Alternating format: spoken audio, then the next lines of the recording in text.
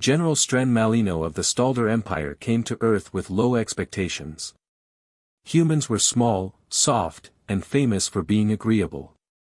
The Galactic Alliance had accepted them for their diplomacy, not their military power. At least, that was what Malino believed. What began as a simple tour of a human training facility quickly became something far stranger. The humans he met were disciplined, intense, and frighteningly capable. Their physical feats alone were impressive, but what Malino didn't expect was the depth of their willpower, the brutality of their training, and the terrifying reality of what came after basic training. The deeper Malino went into their world, the more he realized the truth: humanity was not mostly harmless.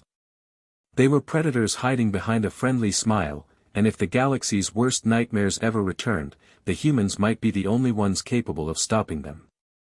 But if that day came, would the rest of the galaxy be ready for what humanity really was? General Stren Malino adjusted the cuffs of his black nanoweave uniform as his long legs carried him swiftly down the corridor. The human military facility was built in a stark, utilitarian style: gray walls, bare floors, and only the occasional emblem. No decorative patterns, no warmth. Odd, considering humans were supposed to enjoy beauty and comfort. Malino was a Stalder, 2.5 meters tall, gray-skinned and hairless. His narrow head and black eyes gave him a hawkish look, though in truth he was not here to judge aesthetics. He was here to evaluate whether humanity could contribute to the Galactic Alliance Defense Force. His expectations were low. Waiting for him at the end of the hall was General Carl Sutherland, tall for a human, though still shorter than Malino. His uniform was immaculate, marked with 3 stars of rank. His dark hair was cropped short, streaked with gray at the temples, and his jaw was square and hard. But his eyes. Malino had expected warmth or humor. Instead, Sutherland's gaze was as cold as stone. "Welcome to Camp Luna," Sutherland said in a gravelly voice. "I trust your journey was comfortable." "As comfortable as one can expect on a high-gravity world," Malino replied smoothly, concealing the strain Earth's pull placed on his body. Earth's gravity was nearly a third stronger than his homeworld's. Beside Sutherland stood Colonel Baca, the human's chief of staff. Baca's posture was crisp, but his eyes held a spark of quiet amusement, unusual for a meeting between two generals. "Shall we get down to business?" Malino asked. "The Alliance needs to assess your military capabilities so we can determine where your forces might fit." Truthfully, he allowed himself a polite smile. "I am not expecting much. Humans have a reputation as peacemakers." Sutherland's eyebrow twitched. "Is that so?" Before Malino could elaborate, the sound of sharp, heavy footsteps echoed down the hall. A man approached, powerfully built, moving like a predator. His uniform was olive green, pressed to perfection, his shoes shining like black glass.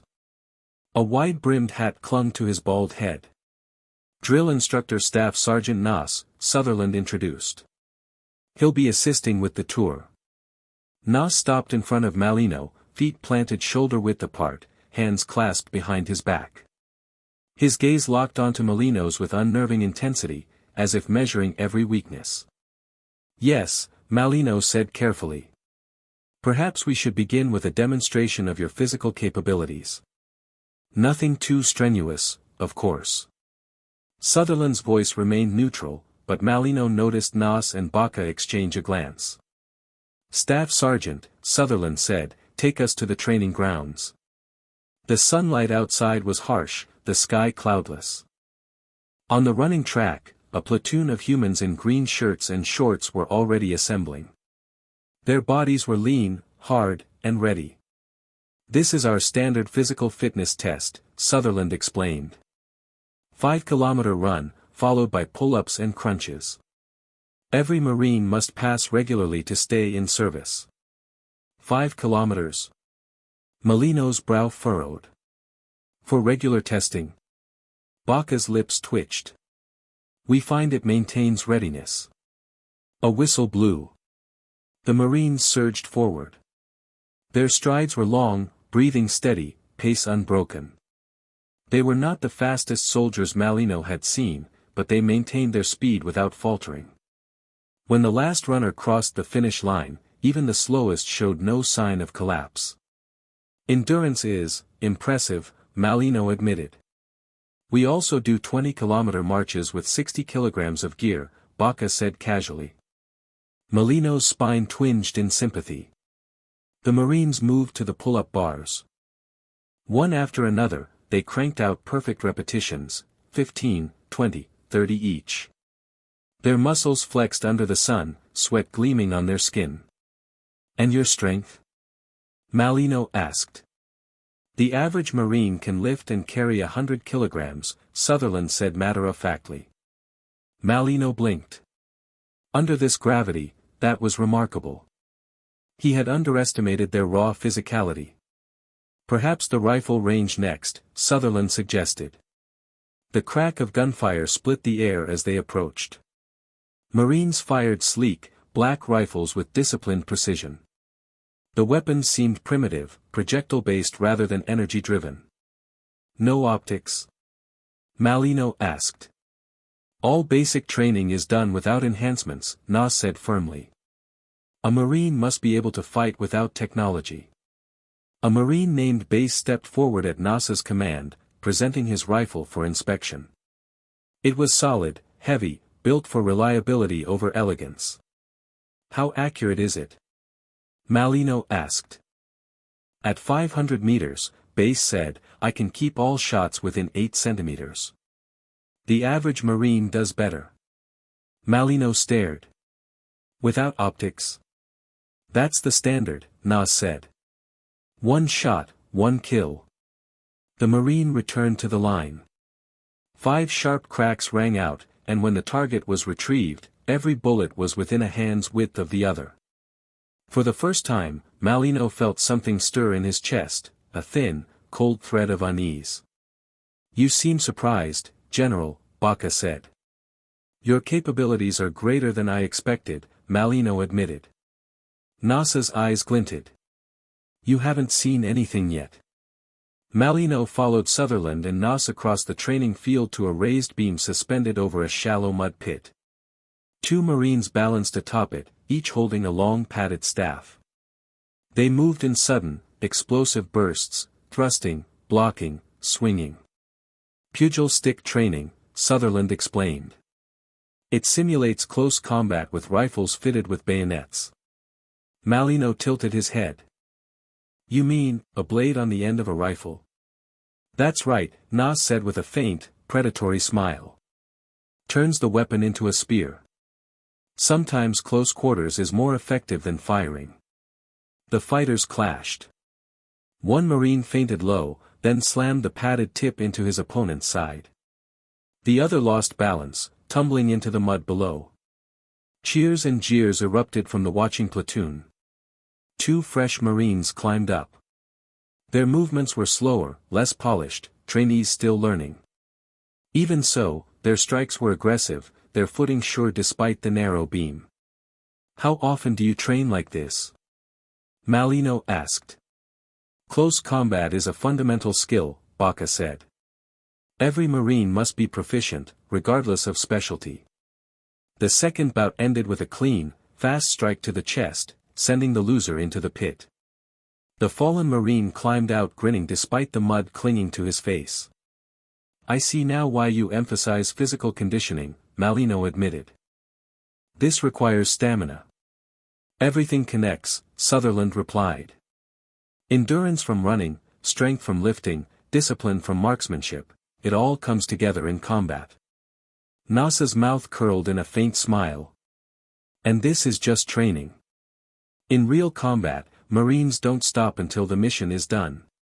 They moved on to another section of the grounds, a large matted space surrounded by racks of padded gear and training weapons. Waiting there was a giant of a man, nearly as tall as Malino and twice as broad in the shoulders. This is Sergeant Littles, Sutherland said. Pleasure to meet you, sir, Littles said warmly. His voice was surprisingly gentle. Malino eyed his size warily. And what will you be demonstrating? The Marine Corps Martial Arts Program, Littles said with an easy smile. It combines techniques from across our history, judo, Krav Maga, boxing, Muay Thai, and more. We train Marines to kill, disable, or restrain enemies as needed. Show me, Malino said. 3 combat drones powered up, surrounding Littles in a loose arc.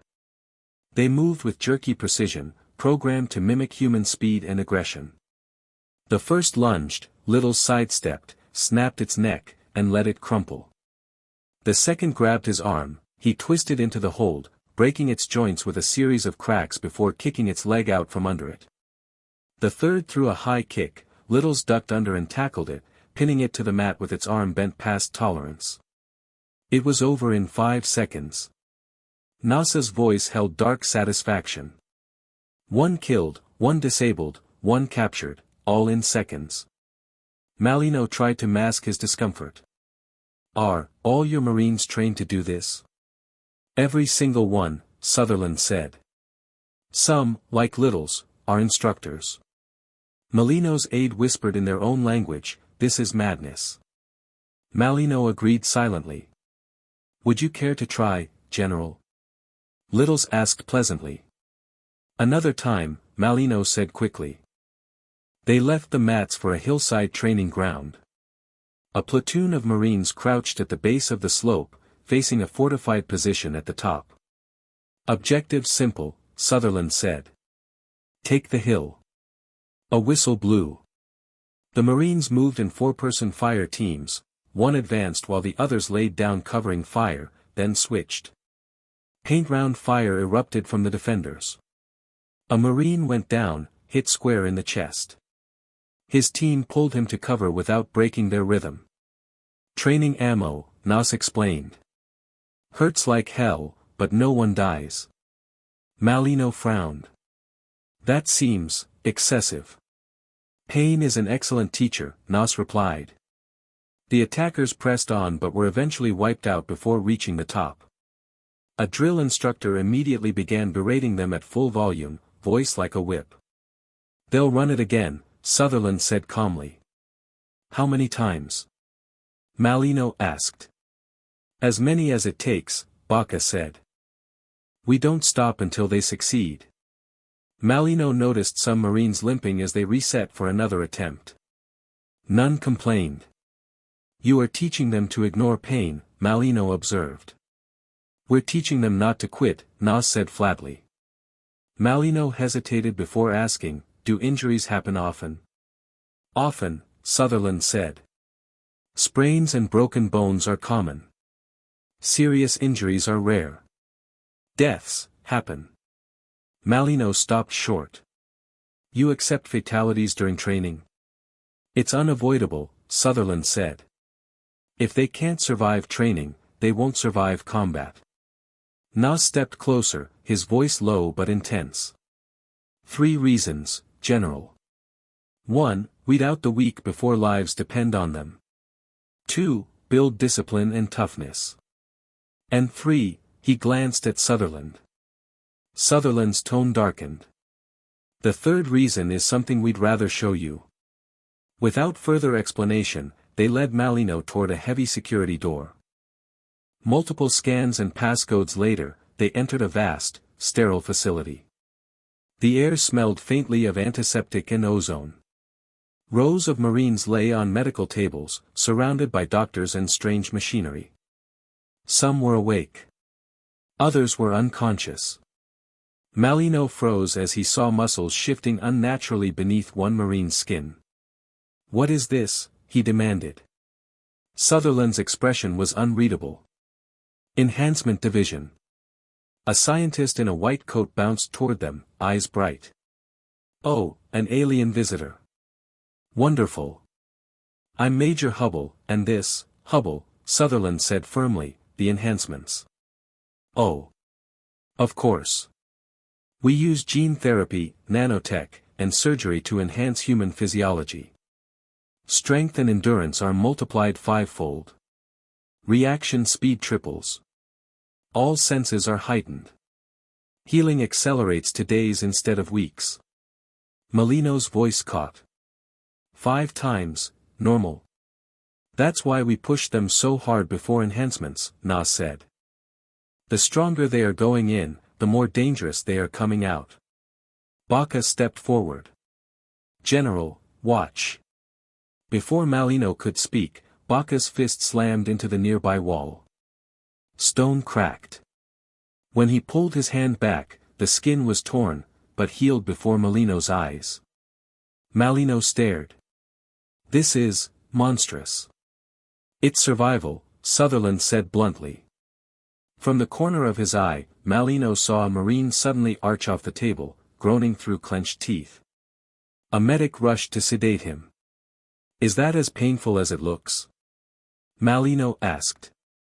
Pain is weakness leaving the body, Nas said. Malino had no reply. Come, Sutherland said, gesturing toward the exit. We still haven't discussed cybernetic integration. The hallway beyond the enhancement division felt unnaturally quiet. Malino's thoughts churned like a storm. The soldiers he had already seen were formidable. But with these enhancements, they would be nightmares on the battlefield. Sutherland led the way, his voice calm. Cybernetics come next. Malino hesitated. You mean, machines inside the body? Correct, Sutherland said. Major Hubble had followed them out of the lab, practically vibrating with excitement. Oh yes, embedded tech is a game changer.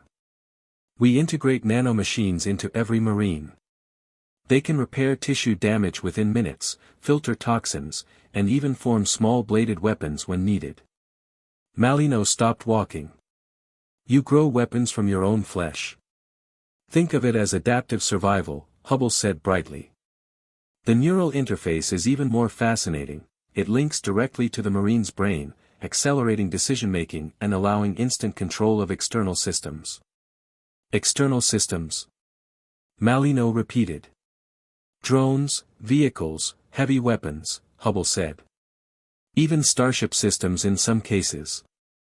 Baka smiled faintly. The connection speed makes normal reaction times look like slow motion. Malino's jaw tightened. And the Alliance has no idea you are doing this? They think we're friendly explorers, Sutherland said without shame. And most of the time, we are. But if we told them everything, he shrugged. We'd be treated like the Vexna. At the mention of the Vexna, Malino's skin prickled. The Vexna were a nightmare from the past, a predator species that had slaughtered entire worlds. You're saying you're like them, Malino said slowly. No, Sutherland said firmly. We've fought species like the Vexna. We're not conquerors. We don't eat our enemies. We have rules of engagement. But we are predators. Nasa's voice cut in like a blade. Slayers, General. That's what we are. Hyper-aggressive apex predators. It's in our nature. Malino's mind reeled. How could you hide this? Sutherland glanced at Baka. The colonel spoke instead. We didn't know we needed to. The first species we met, the Lorene, learned what we were and panicked. They attacked us. Others followed. Those who didn't fight us ran. Then came the Dalton Doctrine, Sutherland continued. We stopped telling the truth about our capabilities. Let the galaxy think we're harmless. We smile, we trade, we make friends. And we keep the sword hidden until we need it. Malino stared at them. And you're telling me this now, why? You came here in good faith, Sutherland said. You deserve the truth. And frankly, when the next Vexna comes, we won't have time for diplomacy. We'll need allies who know exactly what we can do. Malino's throat felt dry. The other species will panic. They always do, Baka said with a shrug. Better they panic now than during a war. They passed through another set of security doors into a cavernous chamber lined with armor racks. At first glance, the suits looked like heavy exoskeletons, bulky, angular, bristling with weapons. This is our power armor, Sutherland said. Each suit triples strength again, adds full environmental sealing, integrated shields, and onboard targeting AI. NASA's mouth curved into a dangerous smile. A Marine in power armor is a walking tank. Molino's gaze ran over the black plating, the thick joint servos, the weapons mounts. He imagined an enhanced Marine inside one of those suits, moving at triple speed, reacting instantly through a neural link. The image was terrifying. "How many of these do you have?" he asked. Sutherland's expression didn't change. "Enough." As they walked between the armor racks, Molino's thoughts kept circling back to one truth: the Alliance had no idea. If they did. "General," Baca said quietly, "I can see what you're thinking. You're wondering if humanity could take on the entire Alliance." Molino said nothing. "We've run the simulations," Baca said anyway. "It'd be a close fight. But we like our odds." Molino turned sharply toward him. "You simulated a war against your own allies?" "You're here to assess our military," Sutherland said. "It'd be irresponsible not to plan for every possibility." They emerged from the armory into the late afternoon sun. The light felt harsher now, the air heavier. Molino finally asked the question he'd been avoiding. "If you're this dangerous, why hold back? Why not dominate the galaxy?" Sutherland stopped walking and turned to face him fully. "Because we don't want to. We know what we used to be: violent, cruel, dangerous even to ourselves. We worked for centuries to be better. But we can never forget what we are at our core." NASA's gaze was unblinking. "That's why the core exists. To be the sword and the shield. To protect humanity and its allies from anything, even from ourselves." Baca nodded once. "We'd rather be the monsters in your corner than the ones coming through your door." Molino let out a slow breath. "You are asking me to trust that you will never turn those capabilities on us." "That's exactly what we're asking," Sutherland said. "And to be clear, we're also warning you, if the galaxy's worst nightmares return, we'll do whatever it takes to win." They reached the landing pad where Molino's shuttle waited. The Stalder general paused at the bottom of the ramp. His voice was quiet when he spoke. "You came into the Alliance as mostly harmless. I see now that was a lie." Sutherland didn't deny it. "It was a necessity." "And if the others find out?" Molino asked. "Then they'll have a choice," Sutherland said. "Fear us, or stand with us." Molino turned slowly toward his ship. His mind was still reeling. The Alliance thought humans were diplomats, explorers, and merchants. But behind that smile was a blade, and now he'd seen its edge up close. He climbed the ramp, stopping once more to glance back at Sutherland, Nas, and Baca. "If the Vexna ever return," Molino said, "I suspect the galaxy will learn exactly what humanity is capable of." Sutherland's answer was a slow, cold smile. "They will, General. Oh, they will."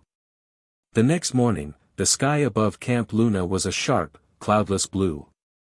Molino stepped from his shuttle feeling more rested, though the gravity still weighed heavily on him. Sutherland, Baca, and Nas were already waiting. "Today," Sutherland said, "we're showing you what all that training and enhancement looks like in a live combat exercise." Molino arched a brow. "Live? As in, with real weapons?" Baca's lips twitched. "Not entirely. We'll be using training rounds, but everything else will be as close to combat as we can make it." They walked to an open plain where two squads of Marines waited in full combat gear. The air shimmered faintly above the black armor plates of their suits. Molino recognized the power armor from yesterday, but seeing it worn was different. The Marines looked like machines given human form. A rugged defensive position stood 100 meters away, reinforced bunkers, sandbag walls, and overlapping fields of fire. Automated turrets tracked slowly across the field. Nas spoke crisply. "The objective is simple. Assault squad will take the defensive position. Defenders will hold at all costs. Simulated ammunition, live tactics. No holding back. A shrill whistle pierced the air. The attackers surged forward in a staggered formation. Immediately, the turrets opened fire with rapid bursts, paint rounds hissing through the air. The first Marine to be hit went down hard, but his suit's servos flared, and he was dragged to cover by two teammates without breaking the assault's rhythm. Melino's eyes tracked their movements. These weren't just soldiers running toward a wall, they were predators closing in on prey. Every movement was coordinated. Two advanced while the others laid down suppressive fire, then switched. A defender popped up to fire from behind sandbags, and an attacking Marine hurled a small black disc. It struck the barrier and erupted in a flash of light and smoke. The defender went down, sensors marking him as dead. The attackers didn't slow. They moved like water flowing around obstacles, their armored forms almost too fast to follow. One broke cover, sprinting up the final slope toward the bunker entrance. Three defenders turned on him, and that was when Malino saw it. The Marine's left forearm rippled, then extended into a curved, metallic blade. He was on the defenders in seconds. A sharp slash across one sensor, a thrust into another's chest plate, a kick that sent the third sprawling. Within moments, the bunker was taken. Time? Sutherland asked. Baca checked a timer. 2 minutes, 37 seconds from first shot to secured position. NASA's voice held pride. That's against a prepared defense with automated support. Full combat? It'd be faster. Melino's mouth was dry. That was efficient. Baca chuckled. Efficient keeps people alive. Before Malino could respond, Sutherland gestured toward a nearby ridge. We've prepared a second scenario. This time, jungle terrain. They boarded a troop transport and flew to a densely forested valley. The air here was thick with humidity. Hidden somewhere ahead was a simulated insurgent camp. The Marines disembarked silently, their black armor blending into the shadows. Malino and the officers followed at a distance, escorted by two silent guards. What followed was less a battle and more a hunt. The Marines slipped between trees, avoiding tripwires, silencing automated sensors before they could ping. When they reached the camp, they didn't charge. They flowed in from all sides, blades and suppressed rifles working in concert. By the time the insurgents realized they were under attack, it was already over. Every defender was marked dead before a single alarm could sound. 0 casualties, Nas said, his tone almost casual. Malino exhaled slowly. This wasn't the chaotic violence of inexperienced troops, this was the controlled lethality of predators who had trained for every scenario. Sutherland's voice was quiet. General, this is what we really are. The Alliance sees us as diplomats and traitors because that's what we want them to see. But when we fight to win, fast, decisively, and without mercy for those who threaten us. Malino turned toward him.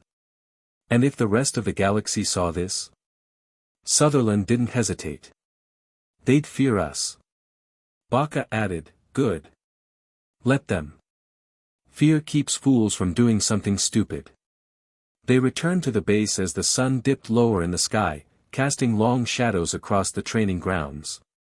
Malino found himself glancing at every Marine they passed, and seeing not just a soldier, but something sharper, deadlier.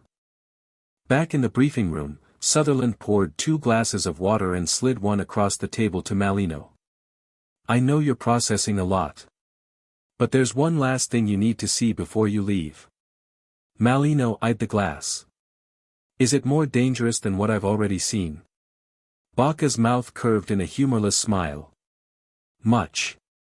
They led him down yet another secured corridor. This one ended at a thick, blast-proof door. Sutherland keyed in a code. The door opened with a deep metallic thud, revealing a dimly lit chamber. Inside, a single Marine stood on a central platform. His armor was sleeker than the others, matte black with faint red lines pulsing beneath the surface. The helmet's visor was a smooth, reflective strip. Nas stepped forward. Special Operations Division. These are the ones we send when something absolutely must be done, and must never be traced back to us. The Marine didn't move, but Malino could feel the weight of his gaze through the visor. What enhancements does he have that the others don't? Malino asked. Sutherland's answer was simple. All of them. For the first time, Malino felt something he hadn't expected, a cold certainty that if this Marine were sent after him, there would be no escape. Why show me this? Malino asked quietly. Because, Sutherland said, when the time comes, you'll have to decide whether to stand beside us, or against us. And I want you to make that choice knowing exactly what we are. Malino met his gaze. I think I already know. The shuttle bay was quiet except for the low hum of power systems and the echo of Malino's boots on the metal deck. The Stalder general walked slowly, his mind heavy with everything he had seen. The previous day's combat demonstrations still replayed in his thoughts, the precision, the speed, the cold efficiency. And that last Marine in black. Sutherland, Baca, and Nas walked with him, their expressions unreadable.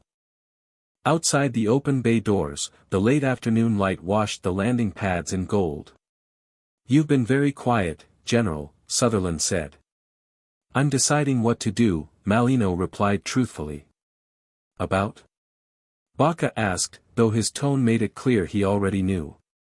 Malino stopped and turned to face them.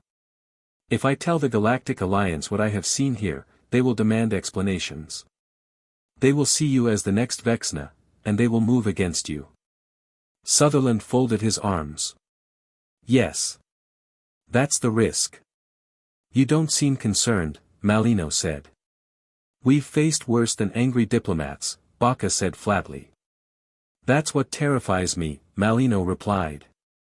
For a moment, there was only the hum of the bay systems. Then Sutherland spoke, his voice even. You could go back and tell them. Start a panic. Maybe they'd try to expel us from the Alliance. Maybe they'd unite to destroy us. But we both know how that ends. Malino thought of the simulations Baca had mentioned, humanity against 36 other species. He didn't doubt the humans could win, but the cost. And if I say nothing? Malino asked. Then we remain allies, Sutherland said. The Alliance stays comfortable. And when the next threat comes, and it will, we'll be ready. Nas stepped forward, his gaze like a blade. The Vexna nearly broke the galaxy last time. We've fought their kind before.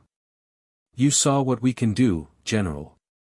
You know what side you want us on when they return. Malino held his gaze. You believe it's inevitable. Nas didn't blink. It's inevitable. Malino turned toward the shuttle. I need to think. They walked the rest of the way in silence. At the base of the ramp, Malino paused again. One question. Why me? Why show all this to me, when you've hidden it from everyone else? Sutherland's answer was simple. Because you're not a fool. And because your people remember what it's like to face extinction. Malino's mind flicked back to the long, bloody war the Stalder had fought centuries ago against the Hareth swarm. His people had survived only by uniting under a single banner, sacrificing millions to stop the enemy. The humans were right, the memory of extinction never truly faded. You're asking me to trust you, Malino said. Sutherland shook his head. No, General. I'm asking you to remember what you saw here when the time comes. Malino stepped onto the ramp. The shuttle's hatch hissed open. He looked back one last time at the three humans, the soldier, the strategist, the predator. If the Vexna return, I will call for you. Sutherland gave a slow nod. We'll answer. The hatch closed behind Malino with a final, sealing thud. The shuttle lifted from the pad, angling up through the thin, bright atmosphere. Malino stood at the forward viewport, watching the training field shrink below. Even from this height, he could see movement, squads drilling, instructors shouting, the endless rhythm of preparation. His aide, seated at the controls, glanced back. "Sir, should I prepare a full report for the Alliance Council?"